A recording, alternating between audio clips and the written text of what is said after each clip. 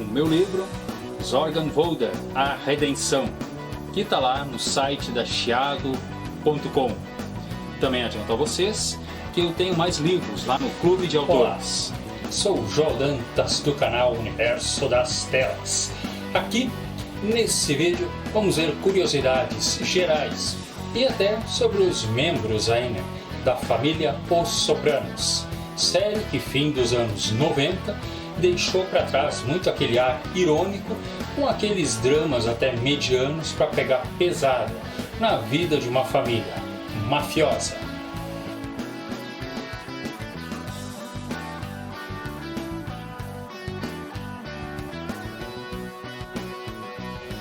O ator Dominic Chianese, ele que faz o Júnior Soprano, que seria tio aí do Tony, irmão do pai dele, né? Um idoso que se mostra uma tremenda de uma cobra, né? Tanto que não só arma, né? A tentativa de assassinato do Tony com a mãe do Tony, durma com uma família dessa, né? Como ele mesmo dá um tiro no Tony. Mas pro final, depois, né?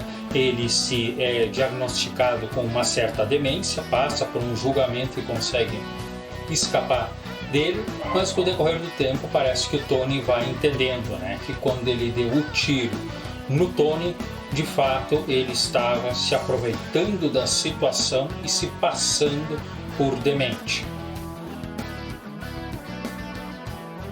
Mas no final acaba tendo, né, a clemência aí do sobrinho, que deixa ele ficar em um asilo, né, em um sanatório, em paz, né, para o resto da sua vida. Claro que a imagem final aí do Júnior é deprimente. Porém, incrível, ainda nos dias de hoje, com 93 anos de idade, ele continua forte e firme. O ator Robert Patrick, ele que fez o T-1000, um ótimo filme Exterminador do Futuro, né, de 1991, né, o julgamento final, que inclusive eu tenho playlist aí, né, do Arnold Schwarzenegger, bem como do Exterminador do Futuro, com curiosidades. E o ator também fez, né, o ótimo Agente Duggar, lá nos últimos episódios do Arquivo X. Porém, aqui ele é amigo do Tony, né, recebendo o nome aí de David. Porém, ele acaba sendo, né, mais uma porta que é aberta, mostrando como de fato ocorre com aqueles, né, que se metem com a máfia. Ele acaba abusando no jogo de cartas, sai devendo demais e o Tony não tem a mínima piedade do mesmo. Acaba se adonando do negócio dele e levando o negócio à quebradeira, roubando e obrigando até ele a vender, né, material aí roubado, interceptado do próprio Tony. Do elenco principal, na vida real, incrível, né?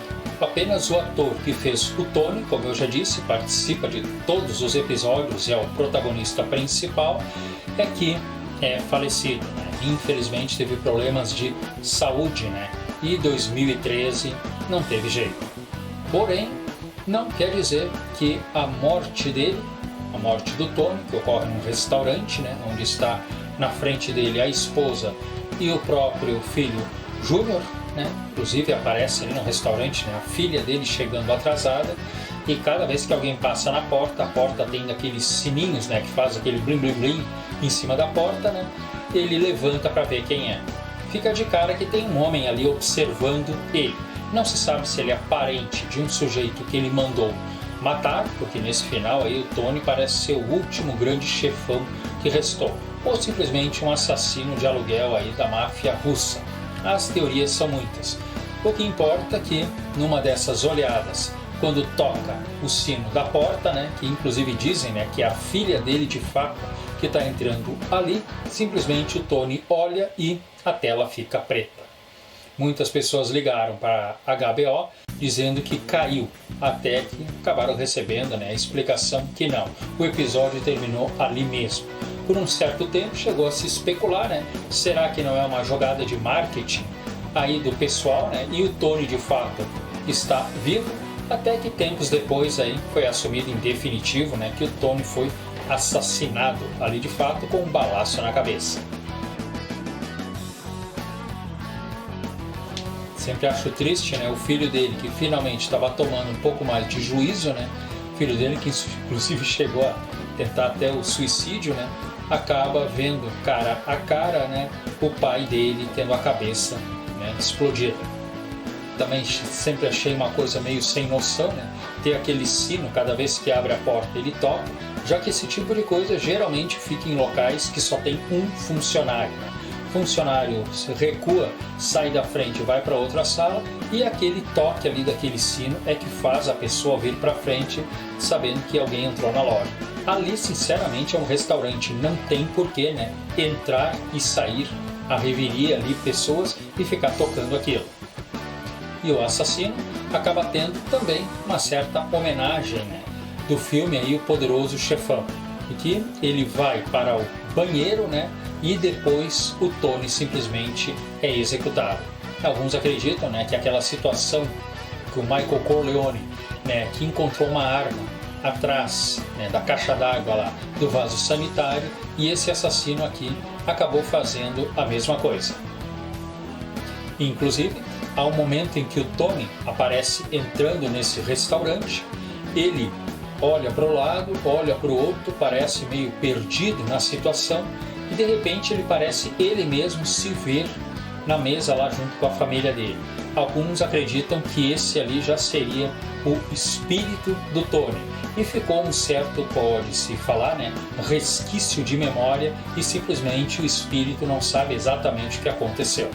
Também existe um grande quadro, né, nesse restaurante com uma enorme de uma casa.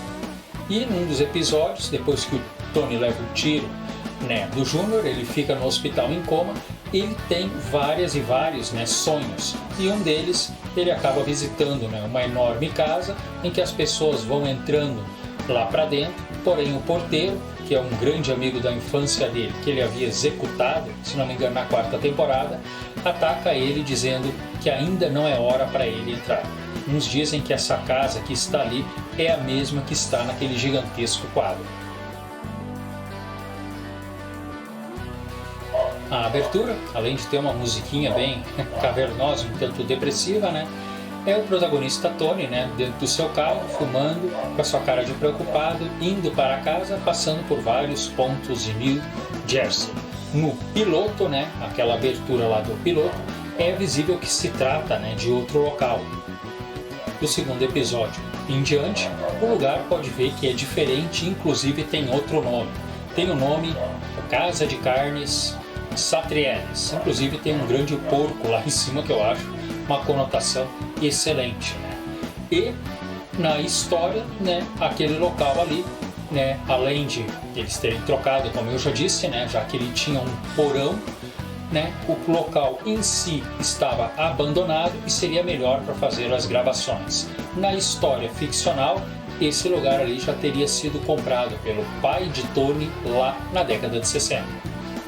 A atriz Edie Falco faz a Carmela Soprano, esposa de Tony. Por sua vez, ela tem uma vida, pode-se dizer, de rainha, mesmo tendo seus momentos ali complicados quando ocorreu, como eu disse, aquela depressão durante os ataques 11 de setembro, né? Foi 2 temporadas ali que a grana ficou mais curta. Ela não se intimidou em encontrar certos locais aí no pátio onde Tony havia enterrado seu dinheiro e começou a pegar grana de lá mesmo, né? Indignada aí pelas coisas não estarem saindo como ela queria. Ela, que é católica fervorosa, acompanha muitas traições do marido, né? Que muitas vezes ficam complicadas quando elas chegam ao ponto de ir lá na casa dele ou ficar ligando para lá. Há um momento, inclusive, que eles se separam, mas depois acabam retornando. O que, é claro, não deixa ela longe de fazer certas coisas, como um momento que ela entra, né, numa escola e ameaça para valer, né, uma mulher dizendo que era bom dar as notas certas para a filha dela ou ela iria fazer uma visita lá com um dos amigos do marido. Em outro momento, ela chega a ter um relacionamento, né, enquanto ela está separada do Tony com um professor, mas visando exatamente melhorar as notas, né, do AJ. O que também não separou ela, né, de ter um certo flerto ali com um capanga, né, italiano, Furio Giunta, né, que em um certo momento, inclusive, ele, o Tony e os amigos estão em uma bebedeira e ele chega a pensar seriamente em empurrar o Tony contra as hélices de um avião. Posterior, o capanga fica tão confuso que ele decide retornar para a Itália e deixar tudo para trás. Claro que ele consultou aí os seus amigos na Itália e eles disseram que esse tipo de coisa poderia complicar a carreira dele na máfia. E nunca deixando para lá, né? Eu achei um excelente personagem e sabia descer-lhe a porrada na medida e bom no tiro ainda. Algumas informações dizem que o ator que fez esse capanga na vida real sentiu mesmo falta, né, do seu país italiano e pediu para sair das gravações. Mas eu não sei até onde isso confere. Aproveitem e vamos conhecer o meu livro, Zorgenwälder, A Redenção. Eu tenho um vídeo aqui no canal contando a história dele, há 3 canais aqui no YouTube fazendo a sua resenha e nunca esquecendo que lá no site Clube de Autores eu tenho sequências e outros livros falando de ufologia, que é outro eterno mistério que eu só para complementar aqui, né? A atriz que faz a psiquiatra do Tony, lá nos Bons Companheiros ela faz a esposa de um mafioso e foi oferecido a ela fazer, né, a esposa do Tony aqui, mas ela achou que ia ser praticamente uma repetição, né, da personagem. A atriz Jamie Lee Sigler faz a Meadow, soprano, a filha que teria ali por volta dos seus 18 anos. Ela, como eu já disse, bem mais organizada, né, e disposta, entra na faculdade de advocacia, mas não deixa de sentir muitas vezes os problemas que o pai dele traz. Inclusive, teve um amigo que eu citei lá, né, o David, que se endividou com o Tony e o Tony acabou pegando muito dos negócios do pai e o próprio garoto acabou xingando ela, já que eles eram grandes amigos, né, porque ele não poderia mais ir para a faculdade devido a essa falta desse dinheiro. E lá na própria faculdade, não precisa se dizer, ela já era vista como uma advogada da máfia. Porém, no último episódio, ela chega um pouco atrasada e tudo indica que ao abrir a porta para entrar no restaurante, ela acaba vendo, né, o pai dela sendo executado. Tony, que em 87, por volta aí dos 28 anos de idade, assume a liderança da família, trocando o nome de Jimmy para Soprano. Ele acaba, inclusive, né, substituindo o tio dele, o Júnior, que ao longo de toda essa série, como eu já citei, vai ter um grande ódio, né, do sobrinho dele.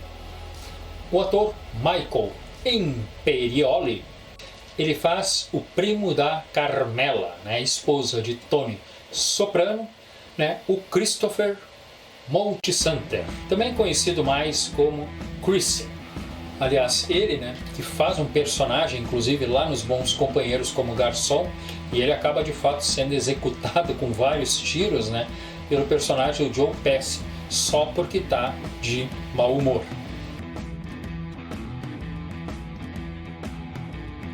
Aqui, o Chris é tratado pelo Tony como se fosse quase que um irmão dele.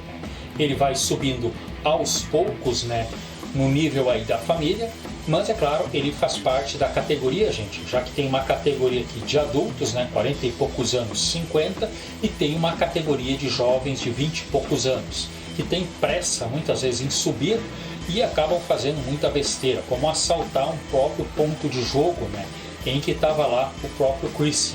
Em outro momento, 2 amigos dele que estavam com pressa de ganhar grana, né, aquela pressa para tudo, né, acabam inclusive tentando matar o mesmo. Inclusive esses 2 amigos aí, né, depois eles procuram, né, um outro mafioso lá, né, que anda muito indignado com o Tony,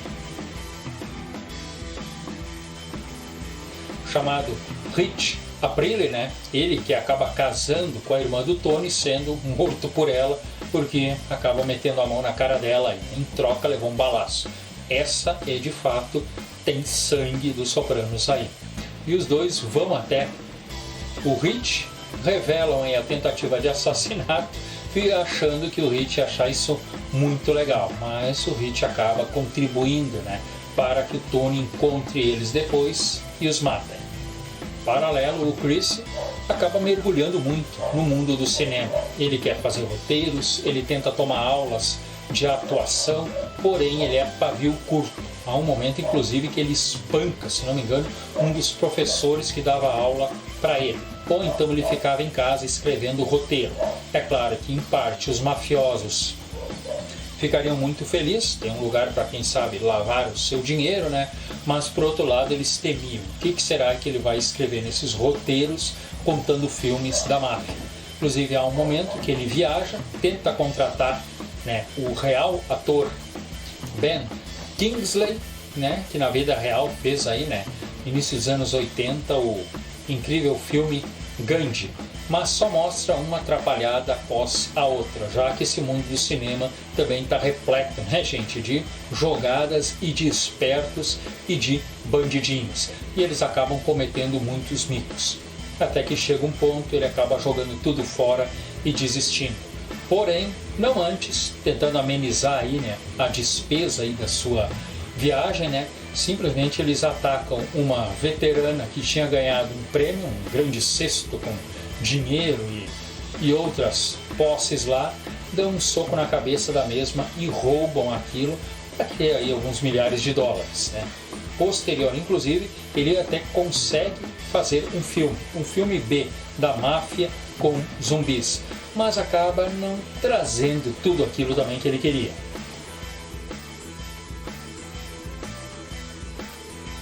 Inclusive, outro momento, né, que mostra como ele é pavio curto, né, ele foi procurar ajuda, né, de um amigo, né, a fim de que ajudasse ele, né, a, se não me engano, organizar melhor os roteiros ou conseguir outras pessoas, né, para conhecer.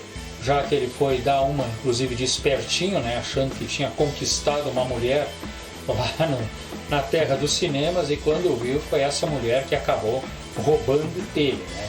E esse cara acaba se negando a ajudar, porque diz que teve um momento que ele precisou se aproximar de gente como Chris, mas agora ele estava fora do mundo dos bandidos. E o Chris, pavio curto, dá-lhe um balaço na cara dele. Porém, tanto sobe e desce, né? Ele, que tem uma namorada, né, chamada Adriana, que também tem seus momentos ali meio complicados, tanto que chega uma hora, uma agente do FBI se aproxima dela, envolve ela e ela é obrigada a se tornar até informante. Porém, não impede que ela e o Chris, mesmo aos trancos e barrancos, vão prosseguindo junto e inclusive tendo um bebê. Porém, assim que ela revela, né, que é uma informante, os dois precisam fugir para muito longe de tudo, ele prefere entregar mesmo aí, né, ao Tony, que acaba fazendo uma execução bem triste da mesma, né, através de um de seus capangas de confiança. Aliás, aparece um momento ali, né, em que o Tony e a Carmela estão planejando fazer uma casa em um terreno e ali está repleto de árvores. É muito parecido com o local onde a Adriana foi executada. E o jeito que o Tony Soprano fica olhando para o chão dá a impressão que ele está procurando se por acaso o túmulo dela não está ali mesmo. Mas o Chris não toma jeito. Pouco a pouco, o seu desequilíbrio no mundo aí das drogas acaba trazendo uma pouca confiança por parte do Tony. Até que lá no episódio 18 da sexta temporada, eles capotam o carro, o Tony vai sair, olha para trás e vê um galho atravessando, né, aquela cadeirinha de bebê no banco de trás. Ele imagina, se a criança estava aí, ela estaria morta, né? E o Chris acaba assumindo que é visível, né, que ele está embriagado. O Tony toma então a difícil decisão e acaba executando o Christopher ali mesmo.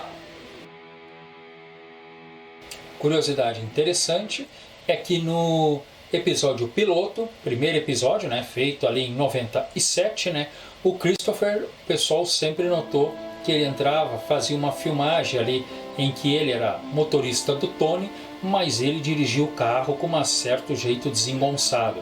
Ele chegou a bater o carro, parece 1 ou 2 vezes durante as gravações, até que ele acabou assumindo. O ator estava com 31 anos, mas ainda não havia aprendido a dirigir. Ele, que se criou em Nova York, e dizem que do jeito que é o trânsito em Nova York, não é raro muitas pessoas nunca tirarem a carteira de motorista. É mais fácil ir caminhando, de bicicleta ou de metrô. Esse vídeo vai acabando por aqui. Obrigado por ter assistido ele. Dê o OK, inscreva-se, entre para a família e vamos seguir juntos.